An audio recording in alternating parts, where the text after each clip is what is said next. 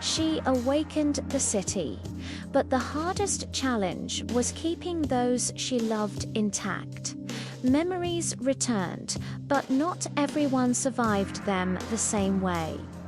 Power can give everything, yet demand everything in return. Luma pressed her palms against the cool stone of the archive wall, feeling the faint hum of memory energy trickle into her fingertips. It was still new, still raw, like touching the surface of a river she could barely see. The world had shifted overnight, yet somehow it had not shifted for everyone equally. Some people glowed with newfound clarity, visions of the past and future intertwining in their minds. Others only trembled, confused by the memories that should have been theirs. She could not decide if she should feel triumphant or guilty. Her friends should have been close at her side, celebrating. Byria lingered behind a shelf of scrolls, eyes downcast. There was a distance in her posture, a quiet accusation that Luma carried in her chest. And Saliver, practical, ever cautious, kept his hands busy with fixing old tech, speaking less and watching more. They had survived together once, but survival had its own rules now, and Luma was beginning to see that victory reshapes relationships in unexpected ways. Every choice now carried weight she hadn't anticipated. A favor given could alienate another. A secret kept could feel like betrayal. Luma remembered the nights they had all whispered together in fear, dreaming of restoring the lost memories. But the whispers were over. The consequences had begun. And Luma, standing alone in the hum of awakened power, felt the first pangs of solitude. Outside, the city shimmered under the memory pulse, the streets humming with fragmented recollections. Some laughed, some cried, some disappeared into panic. Lemu knew she could not save everyone. The question that settled into her bones, heavier than the warmth of magic itself, was simple but cruel. Who deserved her help first?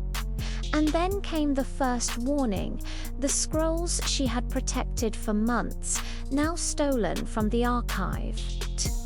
Someone had acted while she hesitated. The chase, the delicate navigation of trust. The silent fractures in her circle, all of it had begun. And for the first time, Luma realized awakening was only the beginning.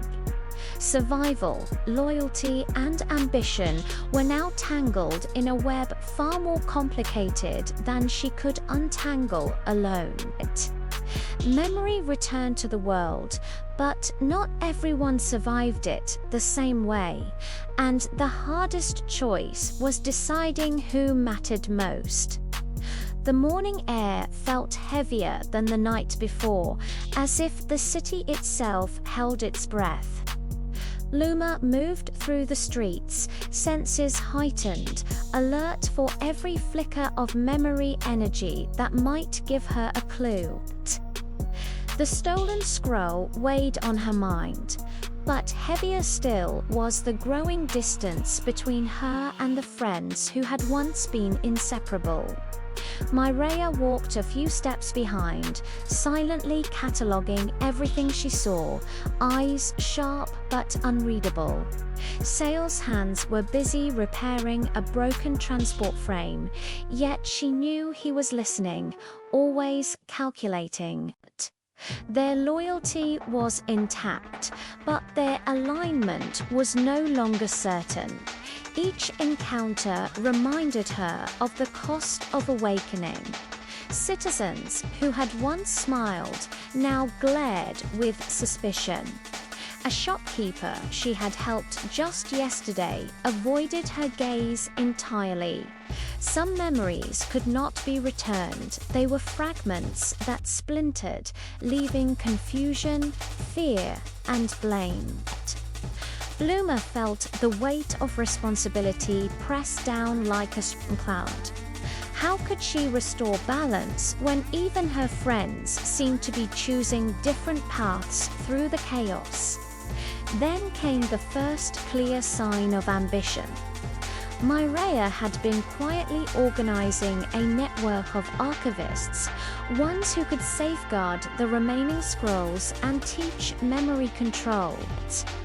Her plan was efficient, practical, and frighteningly unilateral.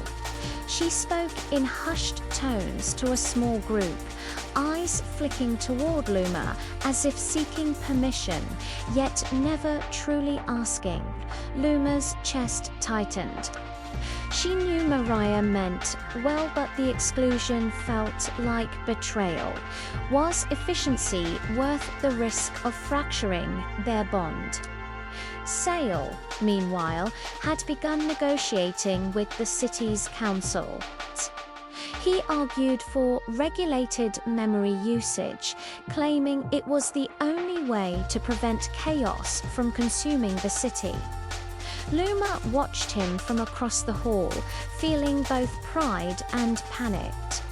She wanted to stop him, to assert her vision of open memory for all, but the words stuck in her throat.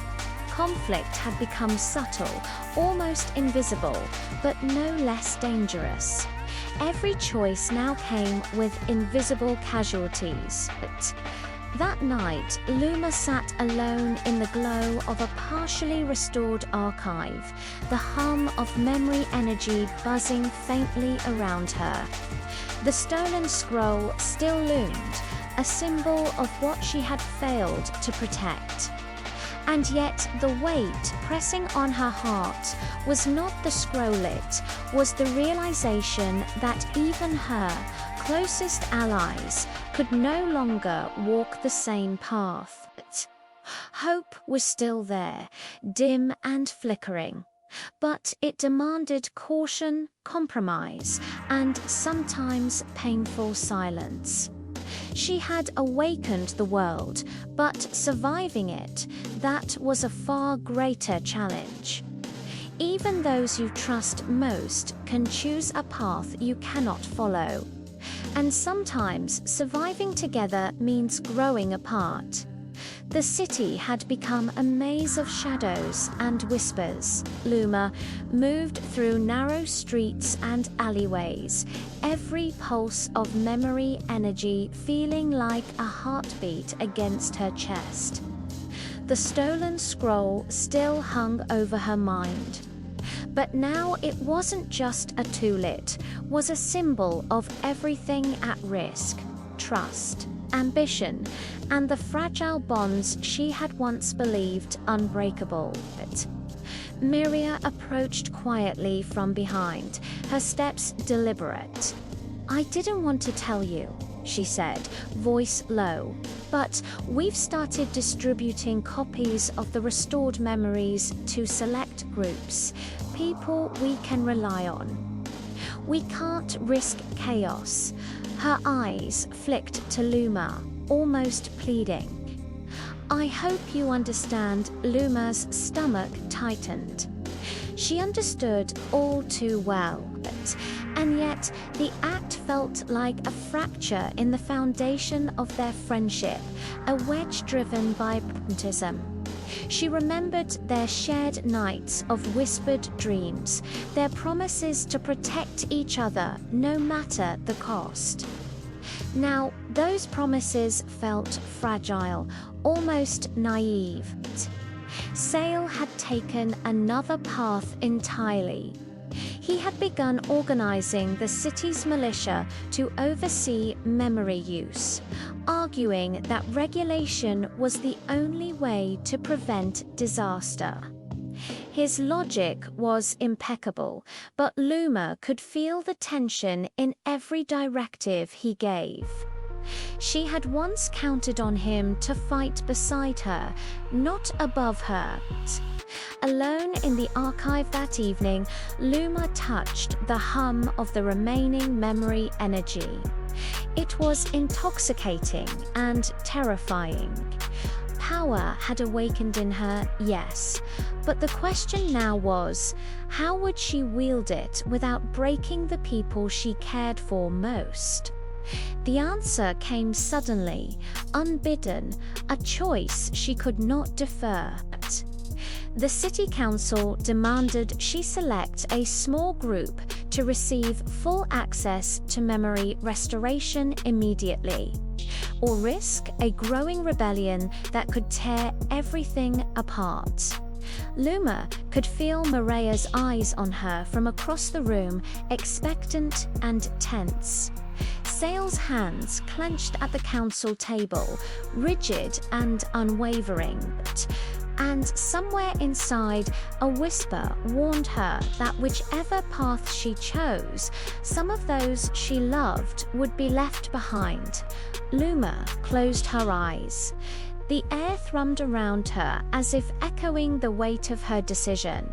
She had awakened the city, but now awakening demanded sacrifice.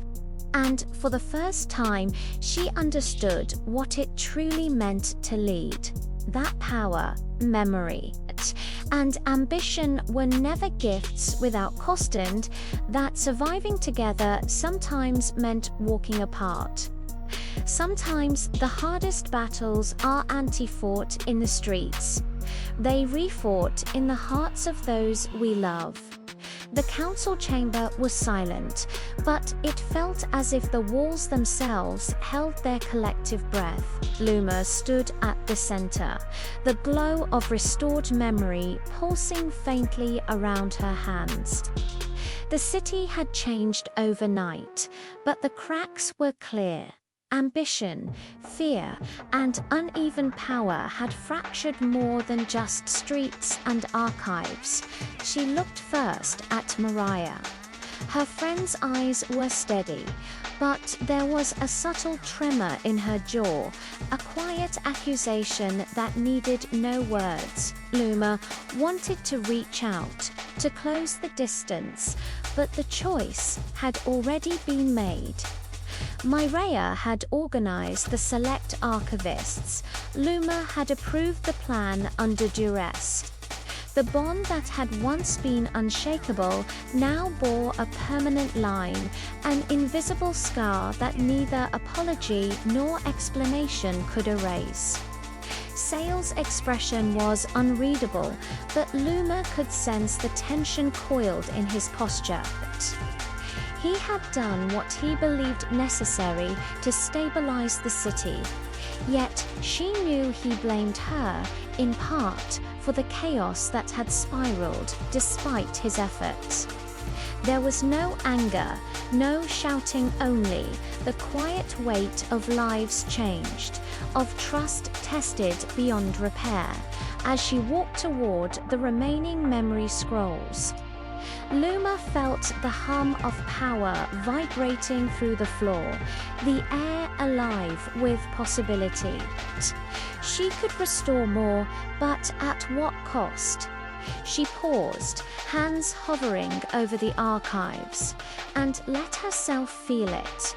The ache of friends she could not fully save, the exhilaration of potential yet unclaimed, and the sobering knowledge that leadership demanded choices no one else could bear.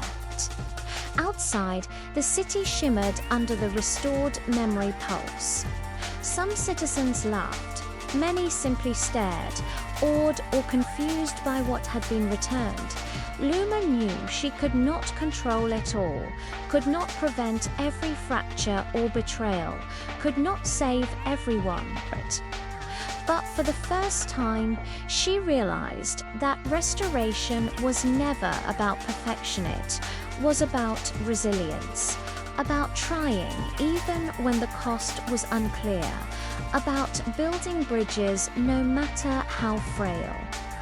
And then she turned back to Miria and Sale, her shoulders steady, her heart heavy but resolute. The city had awakened, and so had she. They had all survived. Perhaps that was enough for now. We can awaken the world, but the hardest part is keeping the hearts of those we love intact. Memory returned to the city, but not every heart returned intact. Some bridges held, others would take years to repair. Luma had awakened the world, but she had also awakened the fragile truth of human choice.